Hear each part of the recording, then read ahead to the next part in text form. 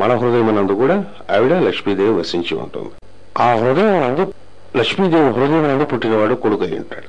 వాడికి 3 కొడుకులు అని చెప్పుకున్నాం. కొడుకు దేనివల్ల జ్యోతిష్ శాస్త్ర సంప్రదాయంలో 5వ ఇల్లు పుత్రస్థానం అని చెప్తారు. మీరంతా జ్యోతిషం నేర్చుకున్న వాళ్ళే కాబట్టి లెక్క వేసుకుంటే 5 లియో అవుతుంది. నేషనల్ నుంచి లెక్క వేస్తే కరెక్ట్గా ఈ ప్లేస్కి వస్తుంది. పుత్రుడు ఎక్కడి నుంచి పుడతాడు? హృదయం నుంచి పుడతాడు. ఈ బ్రహ్మం అనేటటువంటిది ఏదైతే ఉంటుందో, ఈ ఆనందం అనేటువంటిది ఏది ఉంటుందో, తండ్రి దగ్గర నుంచి తల్లి గర్భంలోకి ఈ ఆనందమే మళ్ళీ తండ్రే కొడుకుగా పుడతాడనేటువంటి వేదం చెప్తుంది. He may have physical body, different experience ఉండొచ్చు, బట్ తండ్రే కొడుకుగా పుడతాడు. ఇలాగ పుట్టినటువంటి వాళ్ళలో విష్ణుమూర్తికి లక్ష్మీదేవికి పుట్టినటువంటి కొడుకు మన్మధుడు అని పేరుతో పిలుస్తారు. మనస్సును మదింపచేసేటటువంటి వాడు మన్మధుడు అంటే ఏంటి? మనస్సు లేకుండా డైరెక్ట్ గా ఆనందాన్ని ఇవ్వగలిగేటటువంటి వాడు. ఈ దగ్గర 5 బాణాలు ఉంటాయి. పువ్వులతో చేసినటువంటి పంచబాణం ఉంటే పువ్వులతో చేసినటువంటి విల్లు ఉంటుంది. పువ్వులతోనే కొడతాడు.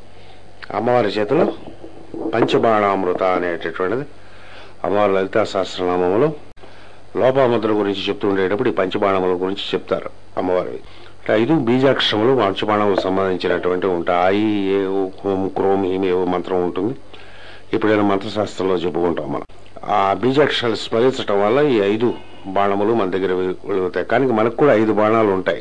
ఈ 5 బాణాలు లోయెస్ట్ ప్లేన్ లో మనం యూజ్ చేసేటప్పుడు సెన్సెస్ అని పేరుతో పిలుస్తారు. ప్లెజర్ ఏదైనా సెన్సెస్ తో అనుభవిస్తాం మనం. మానవుడు అనేటటువంటి వాడు 5 ఇంద్రియములు. సెన్సెస్ అంటే ఇంద్రియములు కన్ను, ముక్కు, నోరు.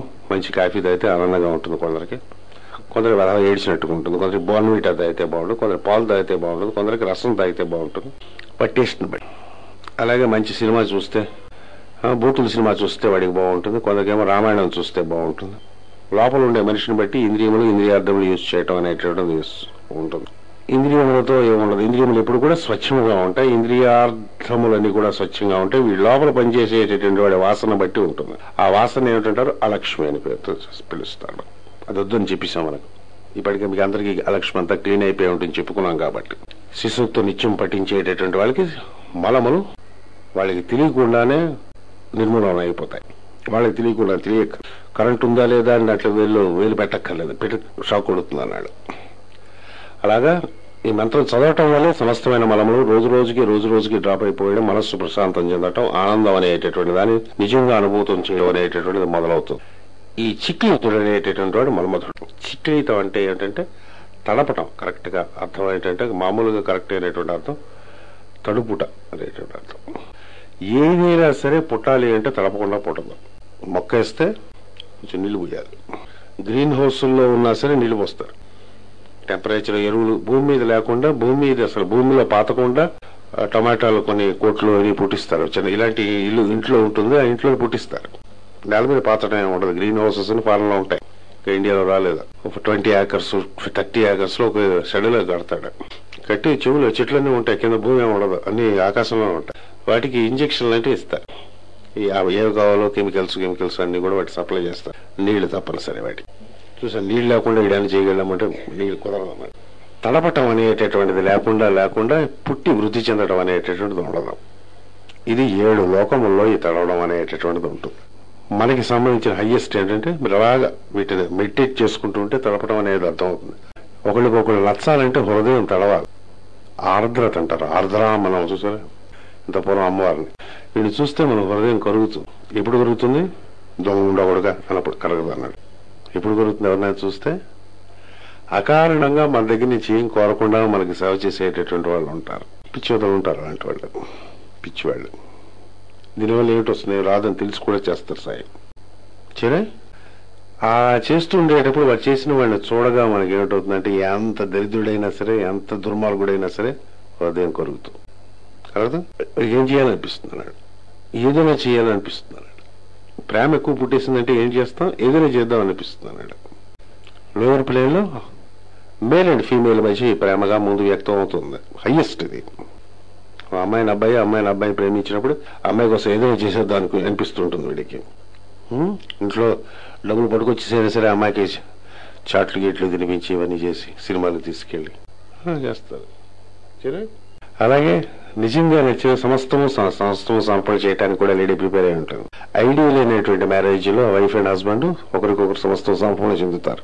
వైఫ్ నుంచి ఏదైనా ఎక్స్పెక్ట్ చేసేటటువంటి వాడు వైఫ్ అనేటటువంటి ఒక సర్వెంట్ని ఇంట్లో పెట్టుకున్నట్టుగా లెక్క.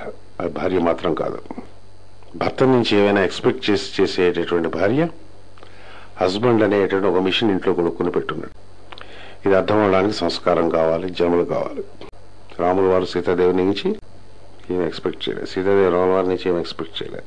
రాముల వారు సీతాదేవిని వదిలేసిన తర్వాత అరణ్యాలు ఉండేటప్పుడు రాముల వారు అరణ్యానికి వెళ్తారు. అప్పుడు గంగాదేవి, గోదావరి వీళ్ళంతా కూడా సీతాదేవికి పరిచారకులను పనిచేస్తూ ఉంటారు. పలానా చోటుకి రాముల వారు ఏదో పని మీద వచ్చారని తెలుస్తుంది. ఈ నదీ తల్లులు వాళ్ళకి తెలియడానికి నదులు ప్రవహిస్తూ ఉంటాయి. భౌతికమైనటువంటి సాకారమైన ఆకారం కూడా తీసుకోగలవు. నదిని పూజించేటటువంటి వారు, ప్రకృతి శక్తులను పూజించేటటువంటి వారు, అమ్మవారి యందు దీక్ష యందుండి అమ్మవారిని పూజించేటటువంటి వారికి వనదేవతలు అనే పేరుతో మనం ఏమేమి పిలుస్తాం, నదీ తల్లులు అనేటువంటి పేరుతో ఏమి పిలుస్తాం, కనిపిస్తారు. ఇలా మళ్ళీ కనిపిస్తారు. పురాణాల వాటిలో రాస్తూ ఉంటారు. They are not cock and bull stories. ఒక వనానికి వెళ్ళినప్పుడు వనానికి సంబంధించి మంచి వనం అయితే ఆ వనం యొక్క దేవత కనిపిస్తుంది, పిలుస్తుంది. వీడు కూడా ఎదిగినటువంటి వాడైతే అర్ఘ్యపార్ఘ్యాలు ఇస్తుంది. మళ్ళాంటి సామాన్యుడైతే వాడికి ఏదైనా అక్కడ తినేటట్టుగా 2 ఫలాలు దొరికేటట్టుగా చేస్తుంది.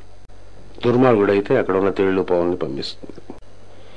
అప్పుడు ఈ నదీమ తల్లలు ఉత్తరామ చరిత్రలో ఉంటుంది, బహుభూతి చదువుకోవాలి. ఇక్కడే గోదావరి దగ్గర పుట్టారని, మనకి ఇక్కడ ఒక 200 కిలోమీటర్స్ దూరంలో బహుభూతి పెరిగాడని ఆధారాలు. తెలుగాడు ఆయన భార్య వియోగంతో ఉండేటప్పుడు ఉత్తరామ చరిత్ర రాశాడని చెప్తారు. రాములు వారు అంత ఏదో అడవిలో ఏదో వేట అంత అయిపోయి ఏదో ఎవరినో చప్పడానికో దేనికో వస్తాడు. ఎవడో వచ్చిన తర్వాత అంతా పని అయిపోయిన తర్వాత ఒక చెట్టు కింద విశ్రాంతి తీసుకుంటారు. రాములు వారు వచ్చారంటే మరి ఆ వనదేవత అంతా అలర్ట్ గా ఉంటారు. మన ఇంటికి ఎవరైనా పెద్దవాళ్ళు వచ్చినప్పుడు మనం అంతా జాగ్రత్తగా ఎలా ఉంటాం అలా ఉంటే ఈ గోదావరి ఈ తల్లులంతా కూడా రాములు వారు వచ్చారని సీతాదేవిని ఫిజికల్ గా తీసుకెళ్ళటానికి వీలు కాక సూక్ష్మమైనటువంటి శరీరంతో సీతాదేవిని తీసుకెళ్తారు. దీన్నే లవకుశ సినిమాలో కొంచెం మార్చి ఏదో పెట్టాడు ఆయన శేషరావు.